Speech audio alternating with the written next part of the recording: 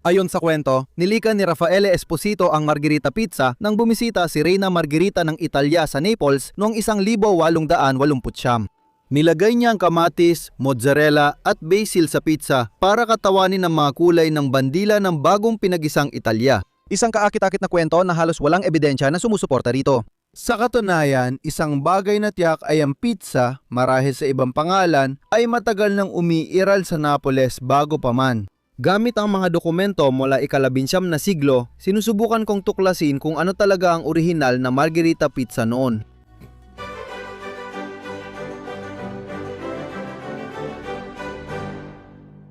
Parang imposibleng gawain ang muling paggawa ng orihinal na Margherita Pizza tulad ng sa Napoles noong ika-19 na siglo. Kasi ngayon, may isang asosasyon sa Italia na nagtakda kung ano mismo ang dapat na Neapolitan pizza. Pero 150 taon nang nakalipas, wala pang asosasyon at bawat tagagawa ng pizza sa Napoles ay may sariling bersyon ng pizza. Tandaan, noong panahong iyon, karamihan sa tao, lalo na sa labas ng Napoles, ay tinitingnan ang pizza bilang panghimagas, parang cheesecake. Ang malat na pizza na iniisip nating pizza ay pagkain ng pinakamahirap sa Napoles, ang mga Lazzaroni. Dahil walang totoong recipe, kailangan kong umasa sa mga paglalarawan noong ika-19 na siglo na nagsasabi kung ano ang lasa ng maalat na pizza. Ngayon, iba-ibang paraan ang paglalagay ng topping sa pizza. Dati, sikat ang olive oil, bawang at anchovies bilang toppings. Pero noong 1853, nakakuha tayo ng paglalarawan ng maaring pinakaunang Margherita Pizza. Ang pizza ay isang espesyalidad ng mga Neapolitano at ng mismong lungsod ng Napoles. Ang ilan ay tinatakpan ng ginadgad na keso at tinatimplahan ng mantika ng baboy tapos nilalagyan ng ilang dahon ng basil sa ibabaw. Pagkatapos, nilalagay ang manipis na mozzarella, minsan din ginagamit ang prosciutto, kamatis at maliliit na tahong. Kaya binanggit niya ang ginadgad na keso, hiwa ng mozzarella, hiwa ng kamatis at basil. At kung hindi naglagay ng halaan o prosciutto ang pizzaiolo o tagagawa ng pizza, meron na tayong Margherita Pizza. Kaya, para gawin ang bersyong ito ng Margherita Pizza, ang kailangan mo ay 2 at kalahating tasa o 300 gramo ng double zero flour o bread flour, 3 kapat na tasa o 175 ml ng tubig, kalahating kutsarita o 1 at kalahating gramo ng dry yeast at 1 at kalahating kutsarita ng asin. Magsimula sa paghalo ng yeast sa tubig at ibabad ng ilang minuto. Idagdag ang 2 tasa ng harina at asin, pagkatapos ay pagsamay ng mga sangkap. Habang ginagawa mo ito, magdagdag ng harina hanggang sa magaspang na masa ang mabuo. Baka hindi mo kailangang gamitin ang lahat ng harina. Pagkatapos, ilagay ang masa sa ibabaw ng mesa at simulang masahin ito hanggang sa pwede na itong masahin ng maayos. Maaari ka pang magdagdag ng harina kung kinakailangan. Kapag nagsama-sama na ito, masahin ang masa ng mga 7 hanggang 10 minuto hanggang sa makabuo ka ng makinis at magandang bola ng masa. Lagyan ng mantika ang mangkok, ilagay ang masa, pahiran ng olive oil sa ibabaw at takpan ng basang tuwalya. Hayaan umalsa ng 2-3 oras o mas maganda, 24 na oras sa refrigerator. Makakatulong ito para lumabas ang lasa ng masa. Ngayon, ito ay isa lang sa mga bersyon ng pizza dough na maaring ginawa noon dahil hindi talaga natin alam kung ano eksakto ang itsura ng masa. Malamang, hindi ito katulad ng masa na ginagamit sa Napoles ngayon. Malamang karamihan ay gumamit sila ng sourdough, pero meron din silang compressed yeast. Pero ang totoong tanong ay kung gaano ba talaga napaalsa ang tinapay na ito. Ayon kay Alexander Dumas, ang pizza ay gawa sa parehong masa ng tinapay. Ibig sabihin, maayos na napalsa ang masa. Noong 1847, isinulat ni Gaetano Valeriani na ang pizza ay pinaplat na tinapay at focaccia mula sa masang trigo na walang yeast kaya't mahirap tunawin. Pero pagkatapos ay sinabi niya na ang mga gilid ng pizza ay nakaangat na nangangahulugan na napaalsa ito. Kaya baka hindi niya talaga alam kung ano ang ginagawa ng yeast. Hindi ko alam.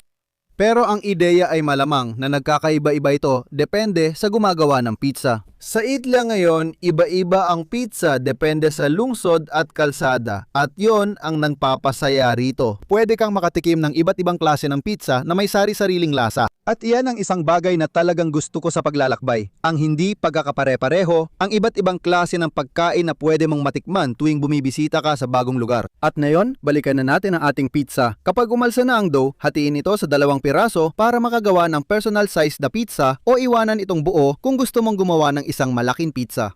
Mas madaling gumawa ng maliit na size kung hindi ka laging gumagawa ng pizza tulad ko. Sana palagi ko itong ginagawa, pero hindi. Gusto mong gawing manipis na bilog ang dough na medyo mahirap gawin. At gusto mong ilagay ito sa pizza peel na may maraming semolina flour dahil isuslide mo ang pizza papasok sa oven. Kahit nasa peel na ang dough, dapat kaya mo pa rin itong gawing bilog.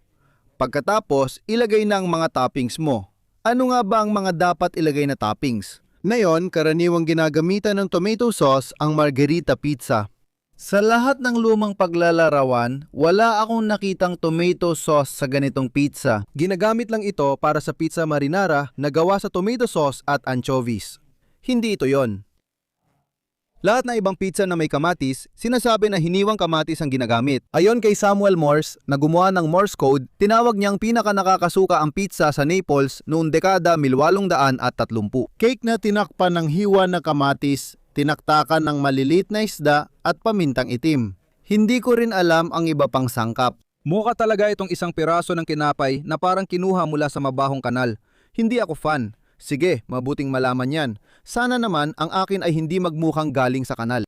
Ang ginagamit kong kamatis ay mini Marzano tomatoes na halos kapareho ng lasa ng San Marzano na hindi ko mahanap sa panahong ito ng taon. Pwede rin gumamit ng Roma tomatoes. Mas tama ang laki ng mga iyon pero iba pa rin ang lasa. Pagdating sa keso, mozzarella ang gamit ko. Dalawang klase ito dahil sa pinakadetalyadong paglalarawan ng uri ng pizza na gusto natin mula pa noong 1,860 set.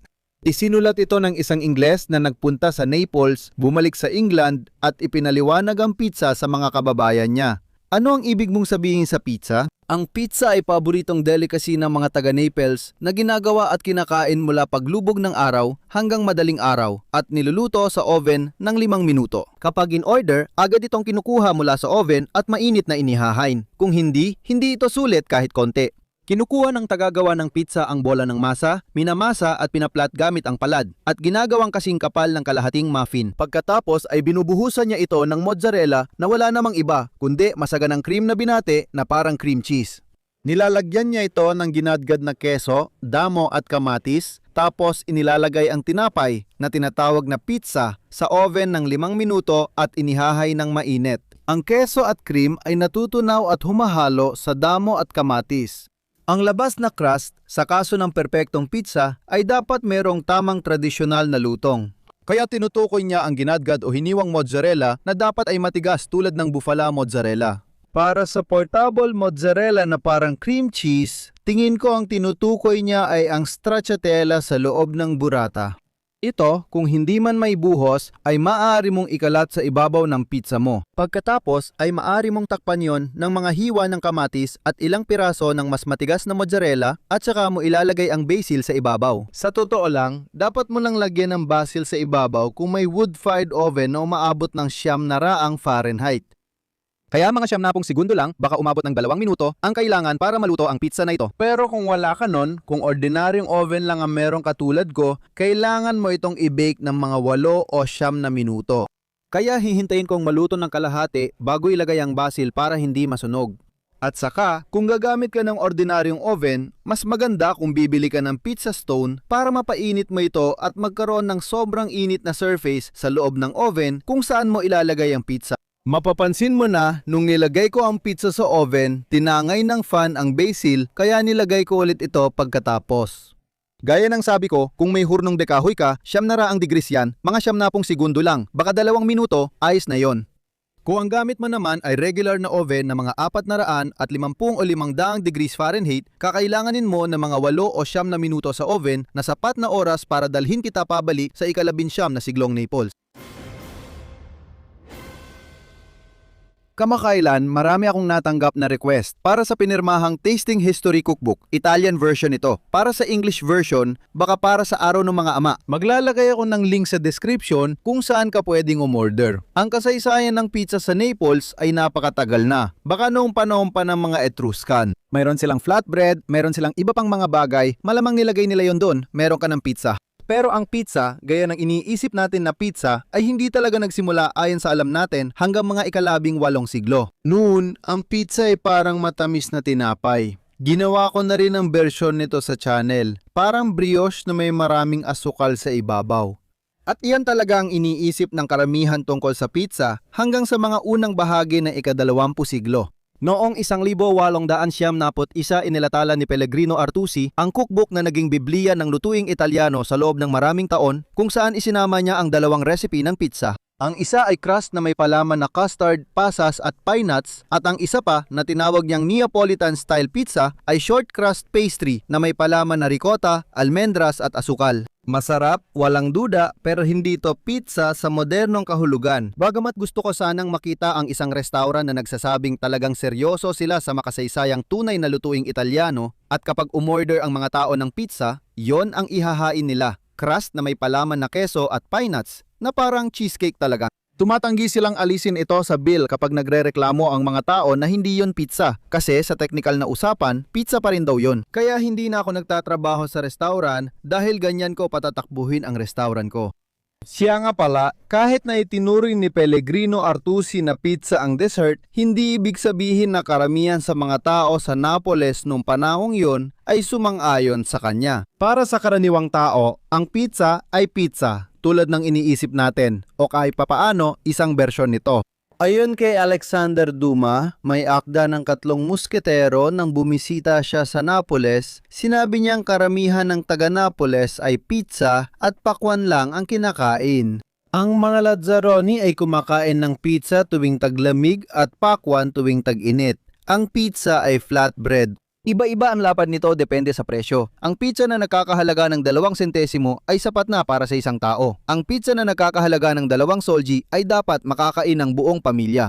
Sa unang tingin, mukhang simpleng pagkain ng pizza. Pero kapag tinignan mong mabuti, ito ay isang komplikadong pagkain. May pizza na may mantika, pizza na may bacon, pizza na may mantika ng baboy, pizza na may keso, pizza na may kamatis, at pizza na may maliliit na isda. Sabi niya, ang presyo ay di lang sa laki nakabase, kundi pati sa toppings. Kaya pwedeng magbago ang presyo. Sana hindi tulad na yon. Ang pagiging bago ng pizza ay nakakaapekto sa presyo. Hindi mo mabebenta ang lumang pizza sa presyong katulad ng bagong luto. May mga pizza ring 1 linggo na para sa mga nagtitipid.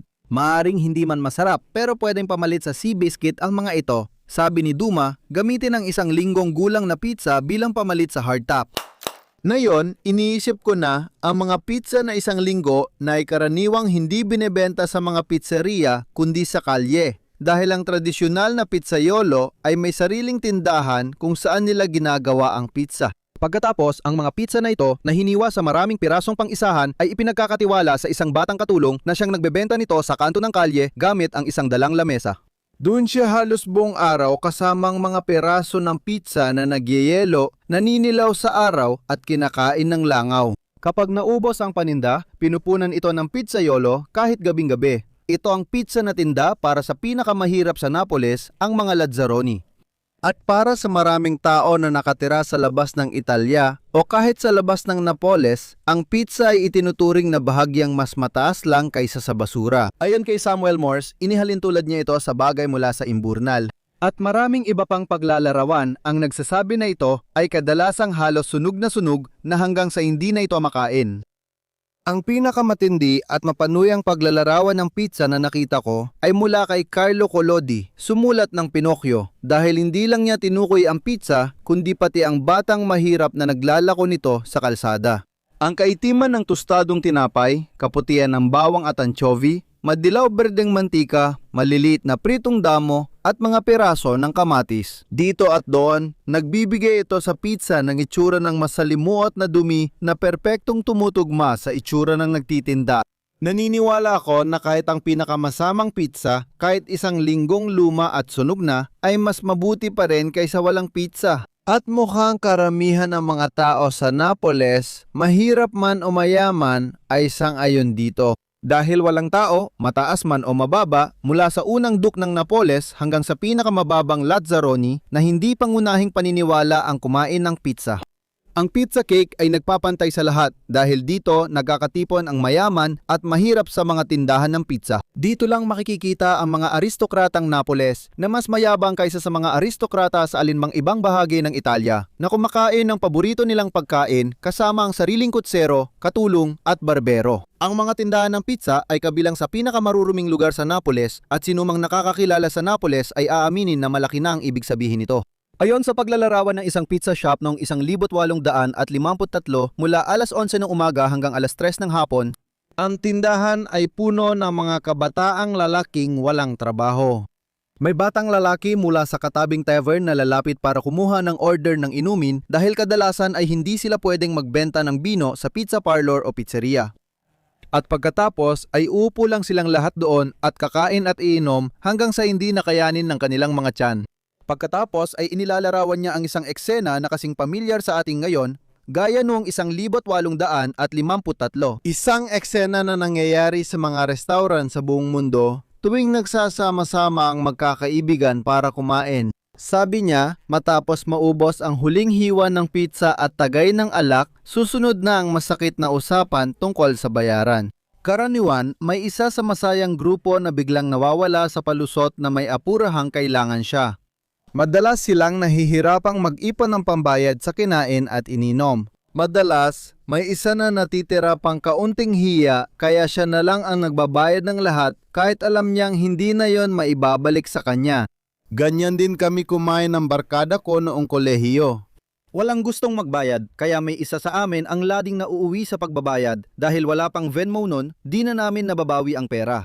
Anyway, may iba pang mga pizzeria na mas maganda para sila sa mga mas may kaya sa buhay. At mula sa isa sa mga pizza maker na ito, nagmula ang kwento ng pinagmulan ng Margherita Pizza. Ngayon, ito ang tinatawag na tinatanggap na kasaysayan na kadalasan ay ibig sabihin lang ay gawa-gawa lang ito. Ayon sa kwento, noong Hunyo ng 1889 dumating si Reyna Margherita at ang kanyang asawa na si Umberto ang una, hari ng Italya at tagapangulo ng samahan ng mga magagarang bigote sa Naples para ipagdiwang ang Risorgimento. Ganap na muling itinayo ang malaking bahagi ng Naples matapos ang mapaminsalang kolera noong 1884. Habang sila ay nasa Naples, sa palasyo ng Capodimonte, nagpasya silang subukan ang ilan sa mga lokal na pagkain, kaya't ipinatawag nila ang pinakakilalang pizzaiolo sa rehiyon at yon ay si Raffaele Esposito kasama ang kanyang asawa na si Maria Giovanni Brandi. Pagdating nila, iniharap nila sa mag-asawang hari ang tatlong pizza, isa na may olive oil, keso, bawang, isa pa na may sardinas at anchovies, at isa pa na may kamatis, mozzarella, basil. Sinadyang ilagay ang tatlong sangkap para kumatawan sa kulay ng pambansang watawat ng kanilang kamahalan. At habang tinikman nila ang tatlo, idineklara ni Reyna Margherita na ang ikatlong pizza ang pinakamasarap, kaya napagpasyahan ni Raffaele na ipangalan ito bilang parangal sa kanya ang Margherita Pizza. Dagdag pa rito, nagpadala ang hari at reyna ng liham sa pizzeria ilang araw matapos na may petsang Hunyo 11, 1889 mula sa tanggapan ng inspeksyon ng bibig. Ginoong Raffaele Esposito Brandi, kinukumpirma ko na ang tatlong uri ng pizza na inihanda mo para sa hari at reyna ay napatunayang napakaganda.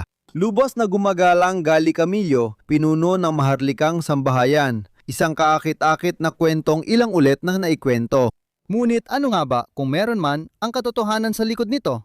Sa totoo lang, alam natin agad na hindi ito eksaktong totoo dahil ayon sa mga tala, hindi nagsama ang mag-asawang Maharlika sa palasyo ng Capodimonte nung pagbisitang yon. Nasa ibang palasyo sila noon. Pero masyado namang pinaliliit ang usapan dyan. May ilang detalye na medyo naghalo-halo na sa mga kwento. Ang natitira ay maaaring totoo. Ibig kong sabihin, may sulat pa nga na tumatalakay tungkol dito. Hindi niya binanggit ng particular ang Margherita Pizza pero sinabi niya na lahat ng pizza ay kahanga-hanga. Nananatili pa rin ang sulat na ito hanggang ngayon. Pero heto ang bagay. Ang sulat na iyon ay natagpuan lamang makalipas ang ilang dekada matapos ang pangyayari. Hindi ito natagpuan sa isang nakakatuwang pagkakataon hanggang dekada 1930. Maya-maya, sina Giovanni at Pasquale Brandi, mga pamangkin ng asawa ni Raffaele, ang namahala at pinalitan ang pangalan ng pizzeria bilang Pizzeria Brandi, na siya pa ring tawag na yon. Hindi lang ito dahil natagpuan nila ang sulat habang nire-rebrand ang negosyo, kundi dahil tinutukoy rin dito si Rafael Esposito Brandi. Medyo kahina-hinala dahil malabong kinuha niya ang apelido ng asawa niya noong 1889. Isa pang issue ay, gaya ng itinuro ng historiador na si Zachary Noack, ang pirma ni Camillo Gali ay sobrang iba kumpara sa kahit anong ibang dokumento ng gobyerno. Dagdag pa dyan, ang selyo sa dokumento ay ginamit lang makalipas ang ilang dekada matapos ang sinasabing petsa ng paggawa ng liham. Kaya masasabi nating may kumpiyansa na ito ay isang pekeng dokumento. Mamma mia!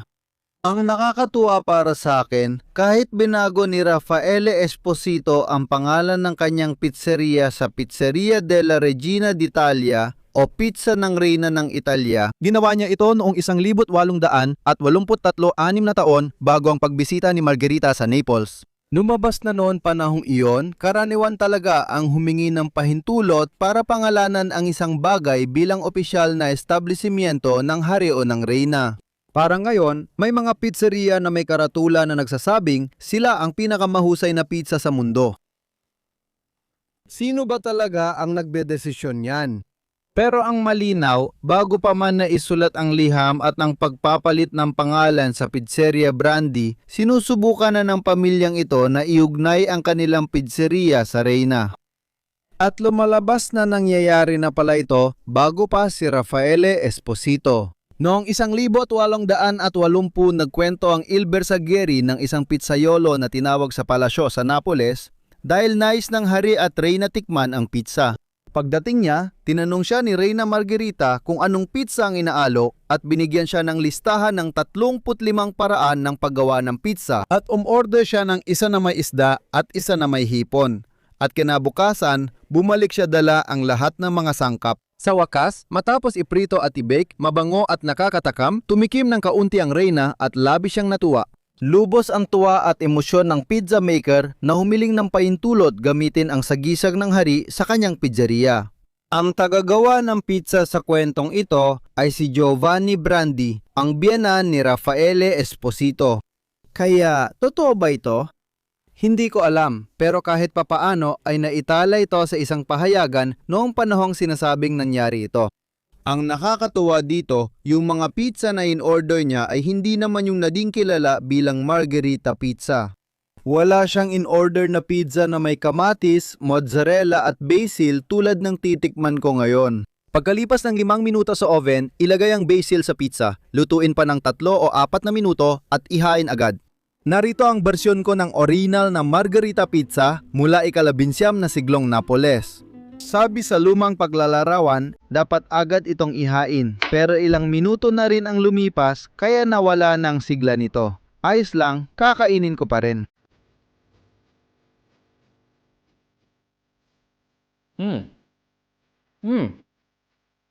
Ang sarap nito! Pero kakaiba talaga kasi wala siyang tomato sauce. Kaya iba ang lasa. Mas nalalasahan mo talaga ang lasa ng mga kamatis na talagang nakakatuwa. Pero gusto ko yung stracciatella, yung malambot na keso sa ilalim.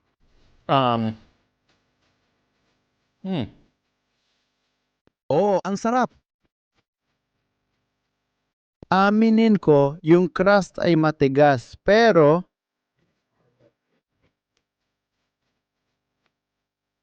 hindi ito kasing malutong ng gusto ko. Siguro dahil wala akong pizza oven.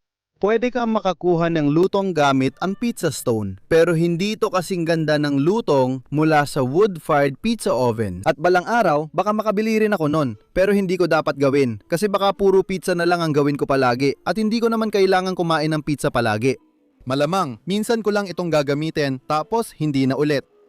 May kamag-anak akong may pizza oven na isang beses pa lang nagamit. Pero ayos lang yon.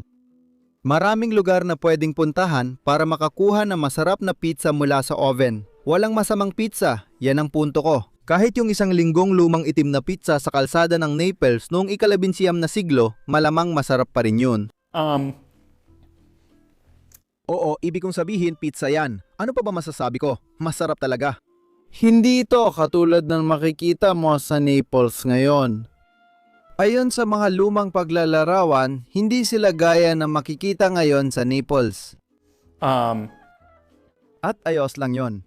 Gustong gusto ko ang mga kamatis na ito. Maliit pero sobrang tamis, ang San Marzano.